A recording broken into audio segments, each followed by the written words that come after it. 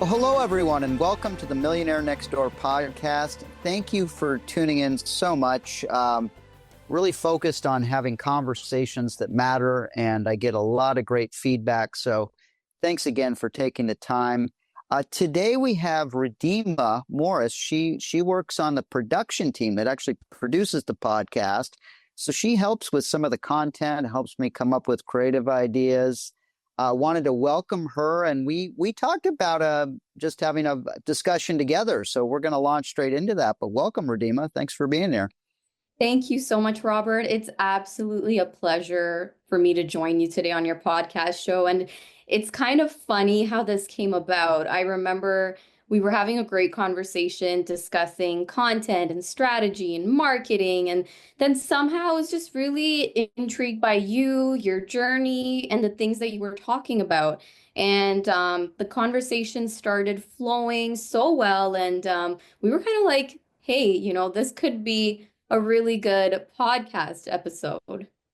Yeah, 100%. I remember that. So thanks. Here we are actually doing that. So, and it has been a big journey, but and you had a lot of questions. So I'd love to answer as candidly as I can, anything, and share a bit of my journey or whatever you'd like to ask me. Ask away.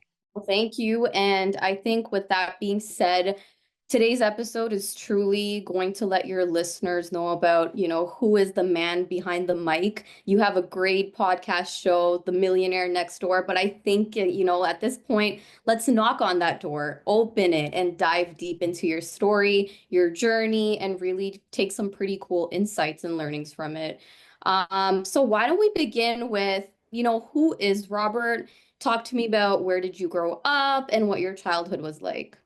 Yeah, sure. Happy to do it. Well, I live in Pasadena, California. I live in Southern California. I grew up in Santa Monica. It's a beachside town. It's pretty hipped up now. So it was a smaller, sleepier kind of beach town when I grew up. It was a really great childhood. We were by the ocean. There was a lot of ocean sports. We had a great high school. I went to school. There was the Malibu and Santa Monica Unified School District. So we had a great thing going on. A lot of surfing was real big, beach volleyball, a lot of Southern California things, all the big sports. At any rate, I grew up and it was a really nice community. I will say one of the things that was a fairly seminal experience was there is a north side of Santa Monica that's pretty well off. And there's a couple of streets, Montana, Wilshire, that are pretty clear dividing lines of people north of that have a lot of money, people south of that, not so much. A lot of apartments, I grew up in an apartment. I never even lived in a house until I bought my first house at 33. But having said that, we were really mixed too in terms of ethnicity. Before when I went off to college, it wasn't nearly. So we had everyone there. It was great. I mean, that was, in retrospect, a really great experience. I do remember as a kid, though, like one time somebody, kind of a spoiled kid with a lot of money, kind of, giving me a hard time of how we didn't have. And when you're like 14 years old, those kind of experiences are impactful. And for what it was worth, it was a powerful motivator to focus some of my energies. And I knew I don't think my parents ever made more than 50 grand between them. So I had some different goals for myself but I cannot complain about the childhood. It was right there. Now that area is really hip. It's super overpriced. It's just crazy to go park out there. I'm grateful. I live out in Pasadena. The lots are bigger. We have the San Gabriel Mountains. So, but that's where I grew up. Yeah. And that's, kind of the original story there. That's awesome. How was your family life like? Do you have any siblings? Uh, no siblings. I was an only child syndrome. So, Oh, wow. yeah. So that was interesting. Then when it came time to raise my own family, I didn't know how I was going to do it, but I was very determined. I didn't want to just have one child. So we were really blessed to have two. I've got a son and a daughter. My son is 22. He's a senior in college. He's just finishing. He's going to graduate in June of this year. I'm actually leaving town next week. I'm going to go meet him up in Northern California, and we're going to hang out and ski for a week, which we really enjoy doing together. And I'm just, I guess I'm super jazzed that my 22-year-old son wants to hang out with his dad on spring break. I'm probably going to cover most all the expenses, granted, but it still should be really great. It's that time. My daughter is 20. She's at a local junior college, and she's really awesome too. And I've been married 25 years now, so that's my wife's been a public educator for a long time, and she's super dedicated. She's really, really into it. It is a tough environment. So honestly, around the dinner table, I hear some of these stories of the challenges, and I'm like, well, I work with really competent people, and things are I don't have these complaints. I mean, I honestly have to pinch myself most days at how good things are, but I'm really committed to helping people, and I've been on a pretty lengthy journey over many years that, thematically, the Millionaire Next Door podcast is the overnight 25-year or 30-year success story. So it's a lot of fundamentals that stack together. And I feel like I embody that and try and convey some of that. But that's kind of been the story of my life, a lot of consistency, and hope that gives you a little insight into me and what you're asking. Absolutely. And I think that's the next segment that I'd love to explore. It's kind of like your professional career, and how did you get into the financial world? And before that, how did you decide that, hey, this is the career path that I want to take?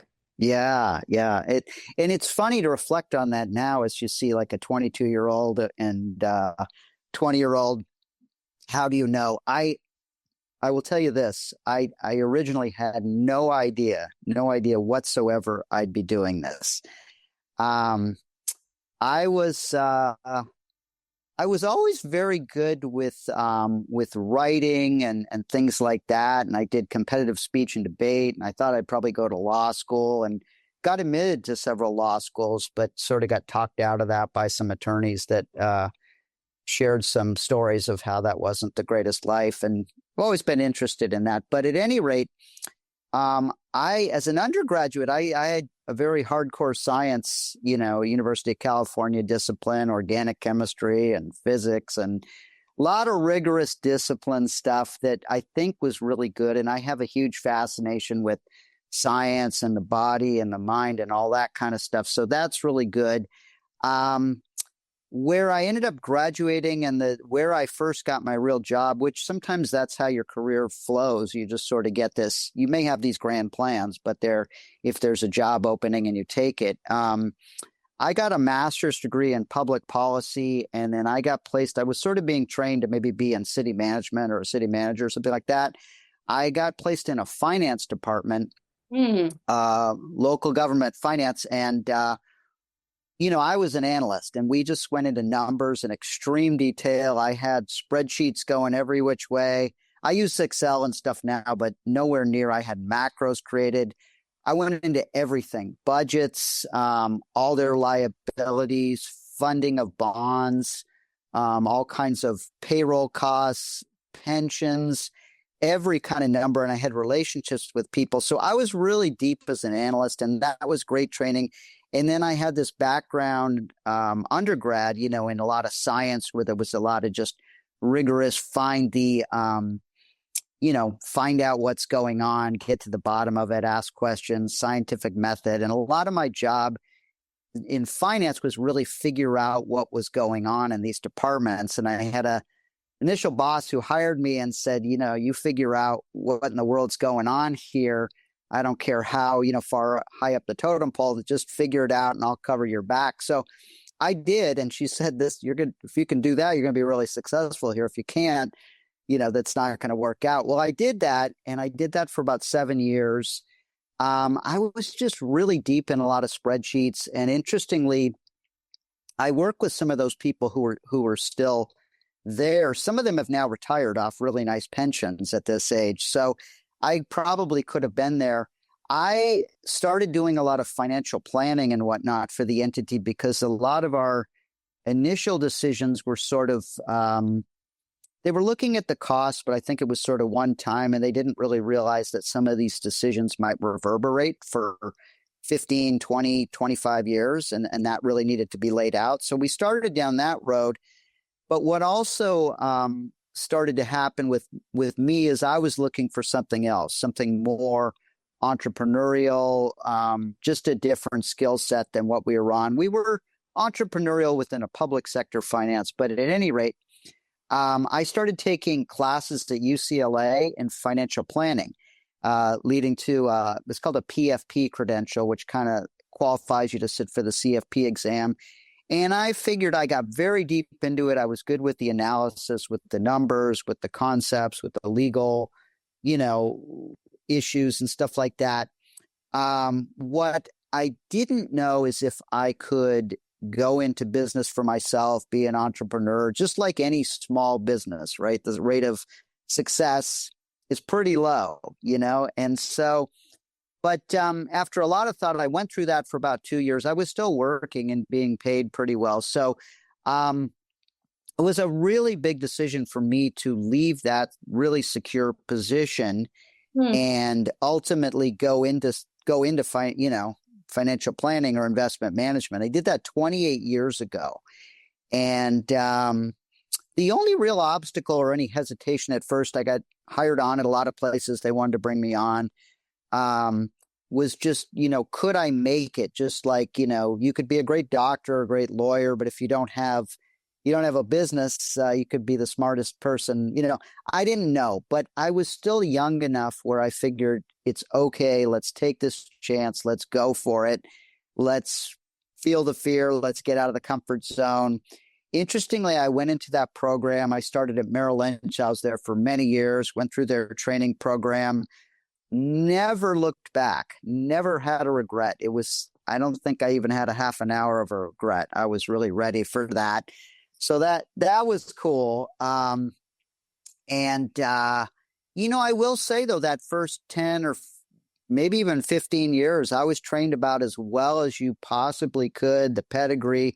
It was still really difficult to launch that career and get to a level of success. And it took a long time before I learned and really, really developed and refined and optimized a process that's very unique and that really solves all the needs. And that's still, by the way, an ongoing process. I've been doing it 28 years, and it is very, very dialed in.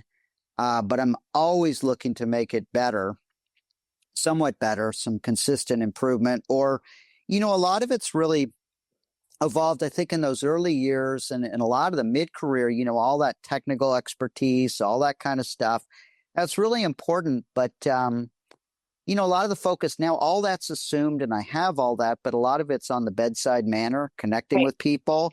Certainly post-COVID, just had an extensive conversation with someone yesterday, mature individual, and we were talking through the challenges of today's markets. And, after some time and peeling back, found that it was really a lot of legacy issues.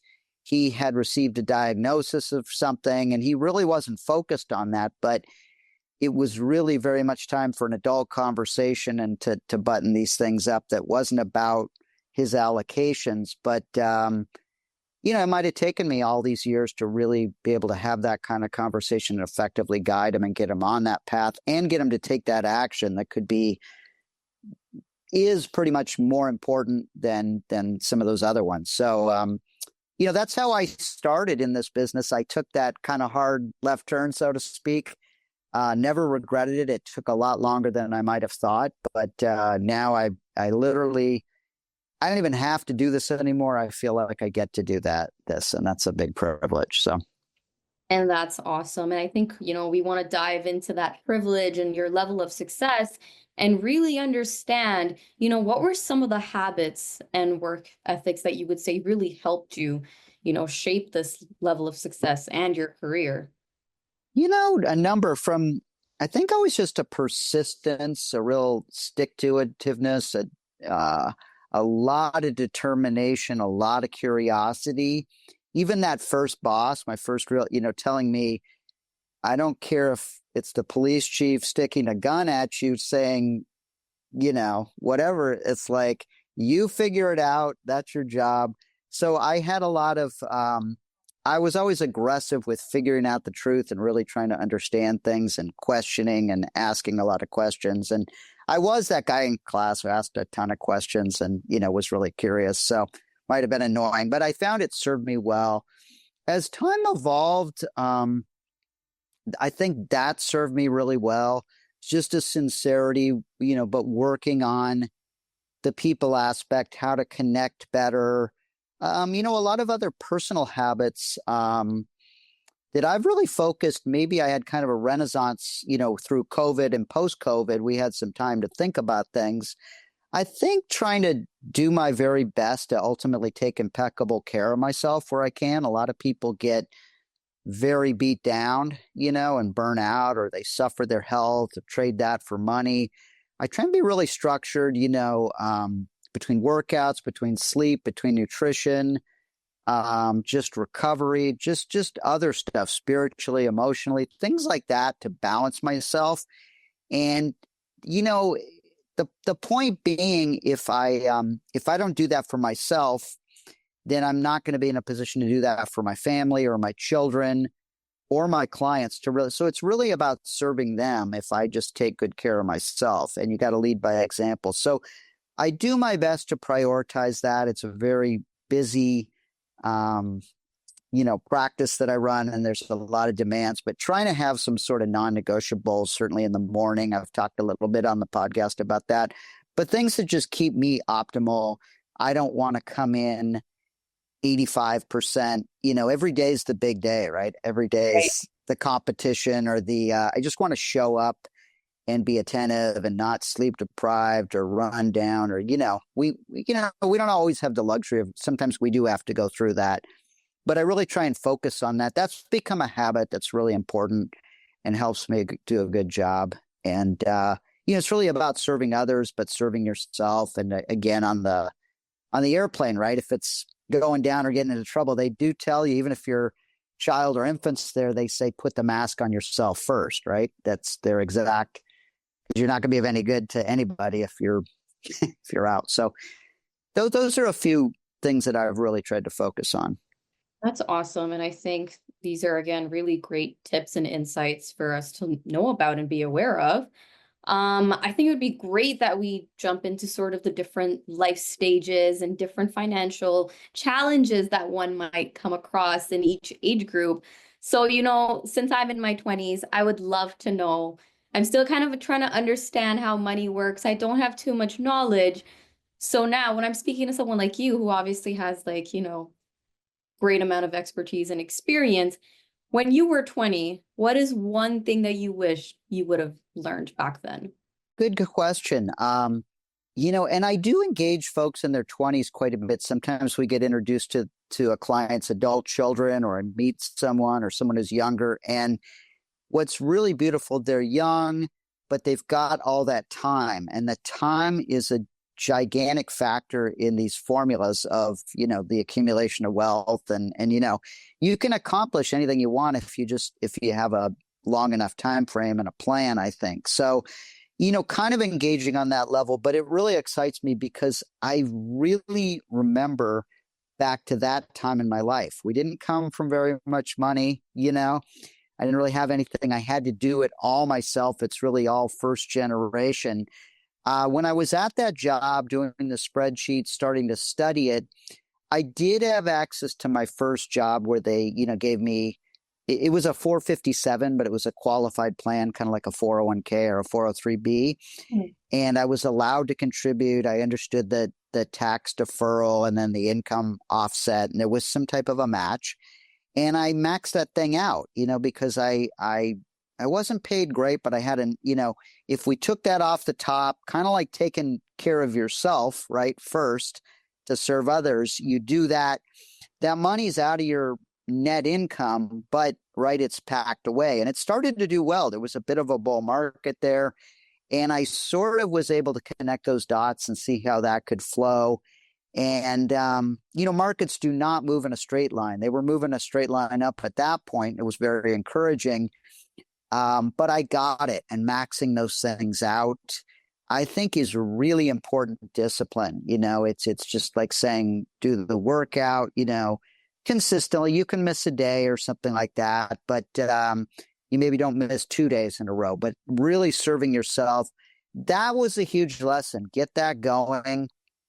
I've seen teachers come over. I've seen people, seven-figure accounts, after many years. There's other people making substantially more. There's other people who spend it all. So I was always pretty good on the fiscal discipline side of things. But it's kind of like if you get the workout, you do those other things, or you're reading well, you can have that 20% that's, just fun, devil's food cake, whatever, something that's probably not optimal health. But I don't know if that gets to the heart of your question, but I'd say that's a really important one. Live within your means. And if you can do these tax deferred, IRAs or something at work, if you're self-employed, you can do more. I do work with some people in their 20s who are maybe clients of adult children or whatnot. And it's really encouraging because I feel like if they just listen to that advice, but I literally remember being there. And, when you're looking ahead, it's like, wow, how in the world is this going to happen? So I hope that helps. But yeah. It does. And you talking about like fiscal discipline. I was just about to touch upon that. So I think, for me and my age group, we're huge on spending, and our emphasis is on experiencing life, whether that's traveling or eating out or going out. So is there a right way to sort of balance, living life now while saving for the future?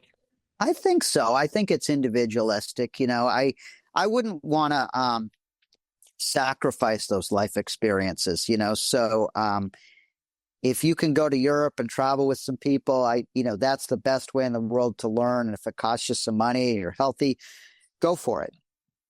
Excuse me, eat well, do what you like. I'm not into a lot of like show off material possessions, like a really expensive car. I just don't get that. But that's just a personal thing. So Right. I think you should go out and live these experiences. But I do think people are either born or that, some people are pretty fiscally disciplined. Some people want to spend every penny.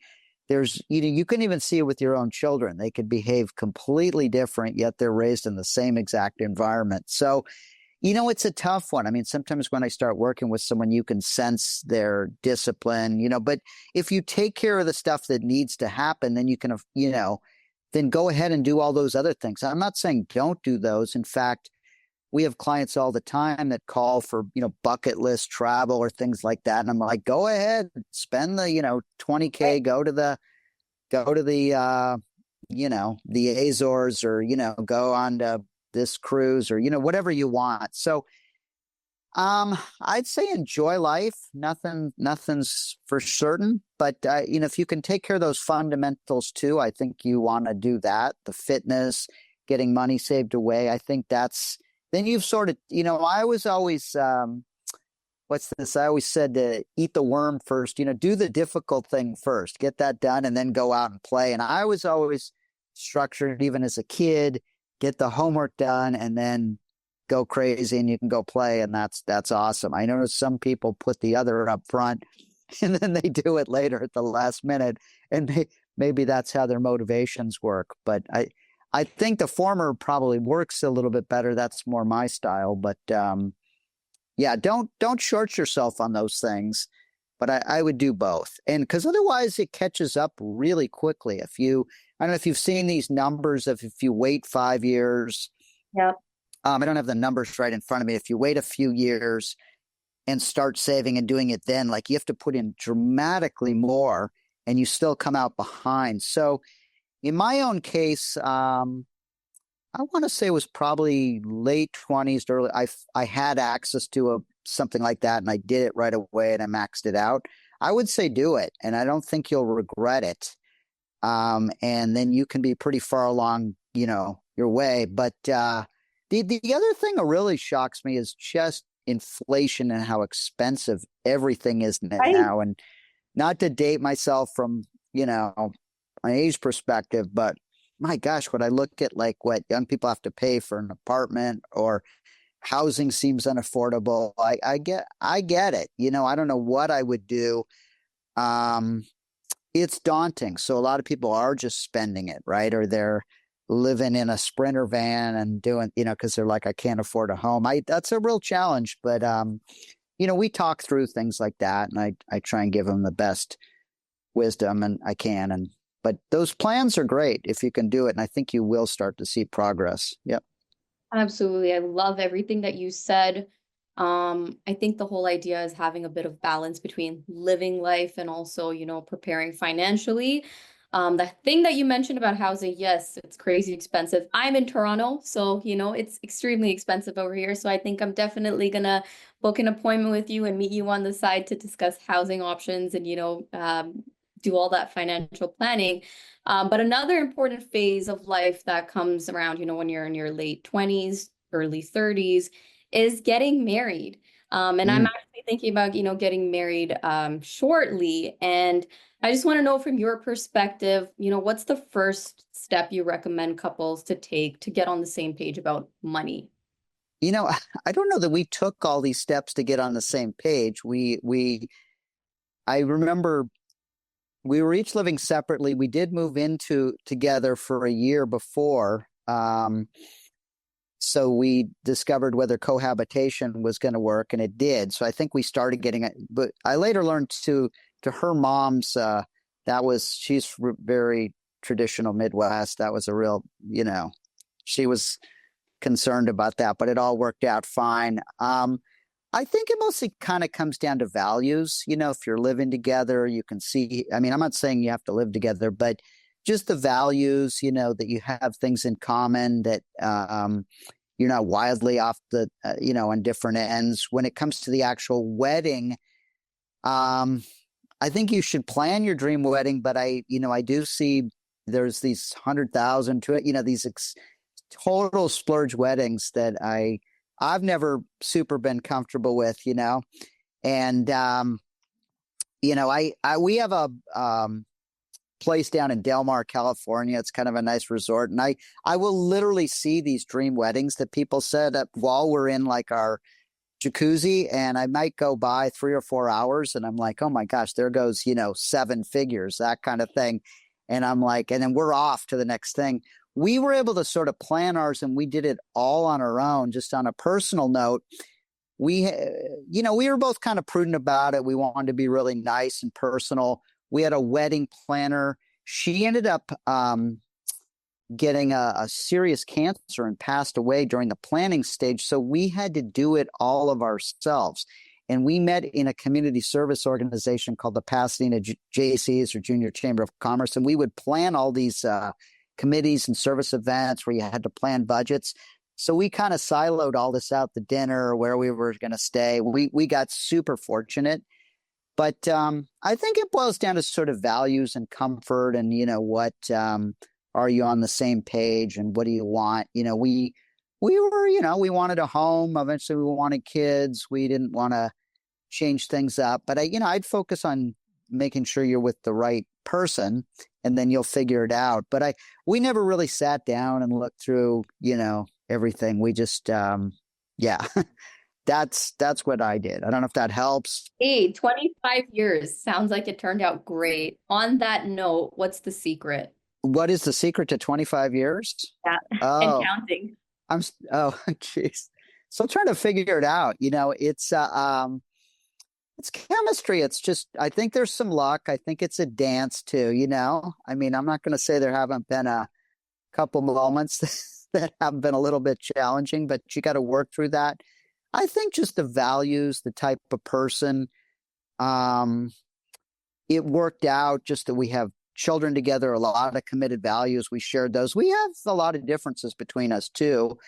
But we just get along great, and we really respect one another, and we give each other our own space to do what we need to do. I grew up, for example, in the beach community, and if I see the water of the ocean, I don't care how cold, I'm going to get in. She will not get in unless it's like 81 degrees. So, we're just wired a little bit different. But what is the secret? Just a lot of give and take, a lot of patience, a lot of listening.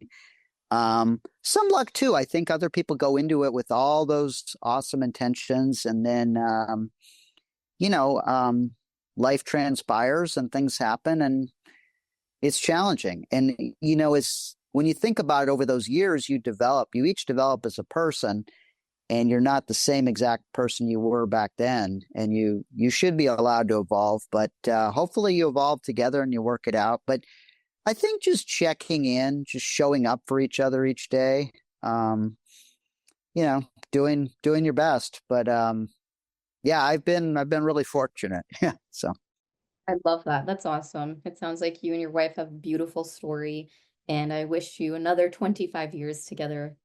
that'd be great. You mentioned children, so I'd love to know, for people who are looking to have children, from a financial perspective, is there something that they should be prepared for or thinking about before starting a family?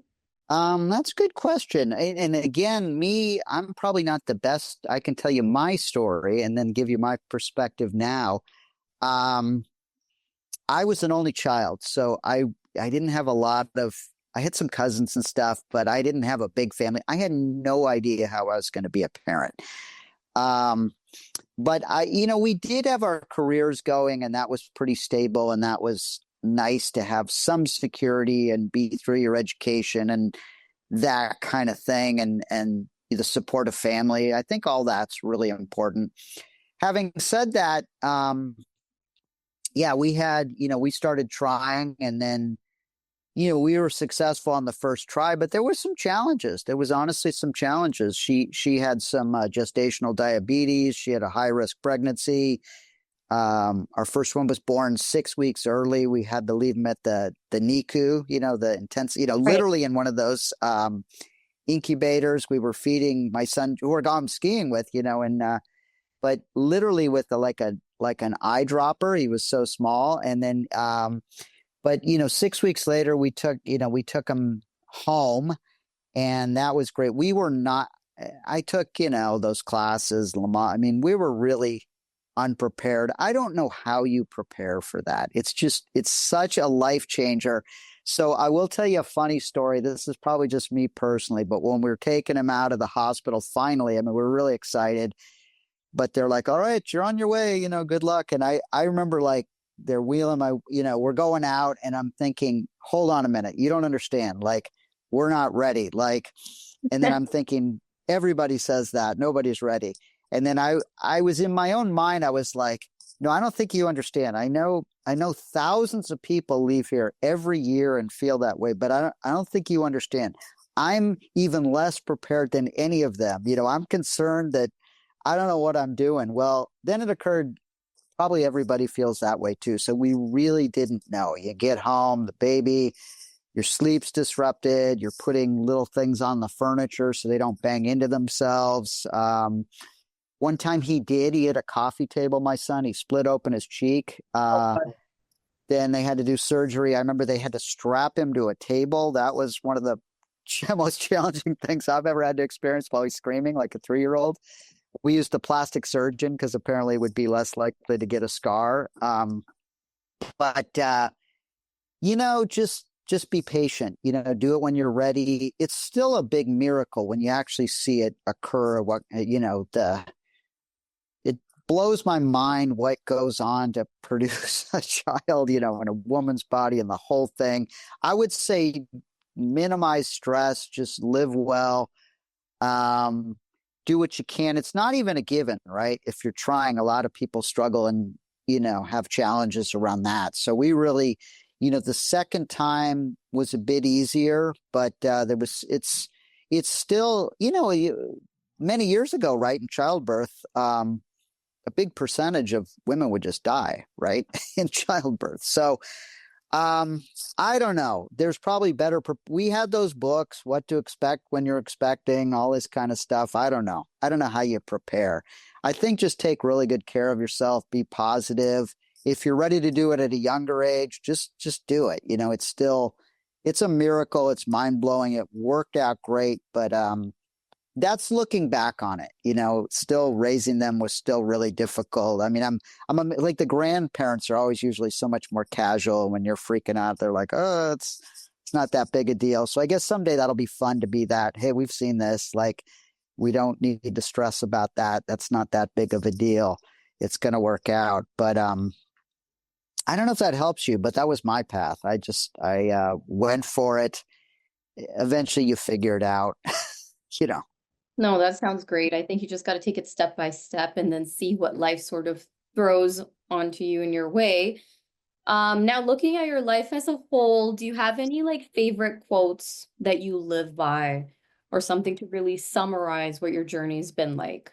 Oh my goodness. Yeah, there's several that I like a lot. One I like is how you do anything is how you do everything. And I ruminate on that. Even little things, it's kind of a reflection of how you do everything. I'll give you a couple more, but one I really like comes from Yogi Berra, famous bass, but he was known for all these great quotes, but he says you could observe a lot just by watching. So that's funny in and of itself, but we have a very distinct process. I call it our process, objective, unemotional, rules-based. A lot of it is just watching what goes on and observing and paying close attention to those nuances. But I did have a good experience. I shared one that was a huge hit. I had no idea. I was up in Alta, Utah, and with one of the guests we had on here, Olympic skier. Her name is Kristen Ulmer, and she was on several episodes ago. She asked me for one at a function we did, and I shared there's a song from Tom Petty called "Running Down a Dream," and she really liked it. So I don't know if you know the song, but it's pretty awesome if you put it on the car. But that feels very thematic. I've always been very driven and motivated, and you're running down a dream. He says it never would come to me, working on a mystery. I'll go wherever it leads. I just think it's a great quote for life. You're kind of charging ahead. We have a plan, but we're still just charging ahead in uncharted territories. And you gotta be comfortable with that and learn how to maybe be out of your comfort zone. When I shared that with the group, she literally, she kind of broke down and cried. It was so impactful for her. I think it could mean different things to different people, but that's one of my favorite. I may just crank that up later today on the car. So No, that's great. I think we're really trying to, dig deep into your personality and really get to know who you are. On that note, I think we'll definitely need like a part 2 to this episode because we can't cover everything that, I wanted to ask and maybe touch upon all the different life stages. So, Robert, I think how we can end this episode off with is really just understand, what inspired you to create this podcast show. What inspired me? There was a lot of interesting stuff that happened for me through COVID, that break, right? We were working from home. We were essential workers. People weren't coming into the office. You can go on and on about all the weird adjustments that happened. I started listening to a number of podcasts and found I really enjoyed it. There's some incredible quality out there.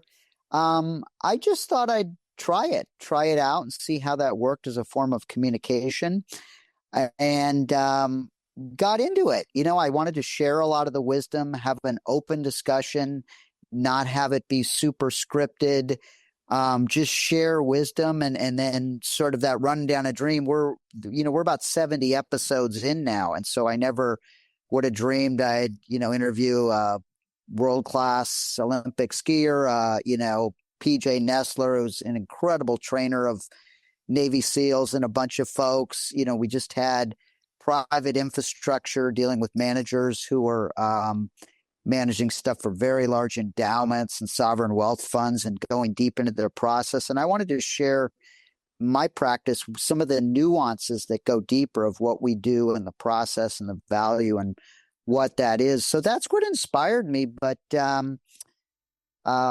production team has made it really simple for me to do because you do all the editing. I get a lot of great feedback from folks, that's listened to in like 111 countries. Most of these folks I'll never meet.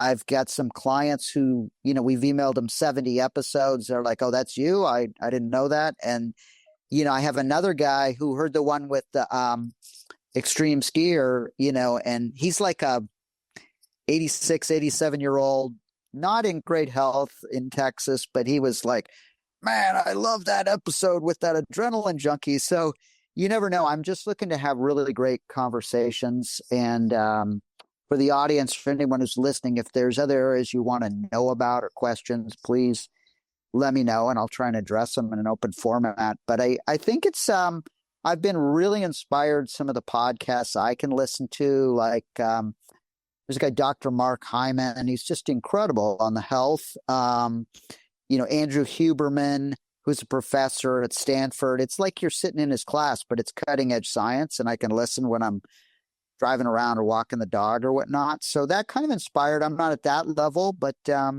it's been an incredible journey. It's been really fun. And I don't really know what the future topics are going to come up with, but I'm trying to bring relevant things that I'm seeing in my life that can help folks. This was kind of my story, but also, to you, what are the steps? What advice would you give? So I'm glad to share that, but that's what has inspired me. And that the fact that people are listening, and it kind of blew me away to see all these foreign countries in every state. So we'll see where it goes. I like to say it's all an experiment. I love that. And Robert, truly, it has been an absolute pleasure, for me to be part of your journey in a little way and just be able to listen to all of your insights and experiences. I think I'm going to take a lot of knowledge away from you today. And this was really, really fun. And I hope you had a fantastic time too. Yeah, thanks. Thanks for letting me tell the story and your curiosity. And I'm always happy to talk. And I do get inspired trying to help folks at your stage, and quite honestly, sometimes it's easier when they're not your own kids. They might not listen to you as much. So a lot of people will relate to how that works out. But always happy to share. Thanks, folks, for listening to this. I hope it's been helpful, and thrilled. I'd love to do a part 2 if if that makes sense. So thank you so much, Robert. Oh, you're so welcome. Thanks for being here, Radima, and thanks everyone to listening, and make it a great day. Thank you for listening to the Millionaire Next Door podcast. Click the subscribe button below to be notified when new episodes become available. The information covered and posted represents the views and opinions of the guest and does not necessarily represent the views or opinions of Signature Estate and Investment Advisors. Signature Estate and Investment Advisors, LLC, SEIA, is an SEC-registered investment advisor. However, such registration does not imply a certain level of skill or training, and no inference to the contrary should be made. Securities offered through Signature Estate Securities, LLC, member FINRA SIPC. Investment advisory services offered through SEIA, LLC, 2121 Avenue of the Stars, Suite 1600, Los Angeles, California, 90067. Telephone number 310-712-2323.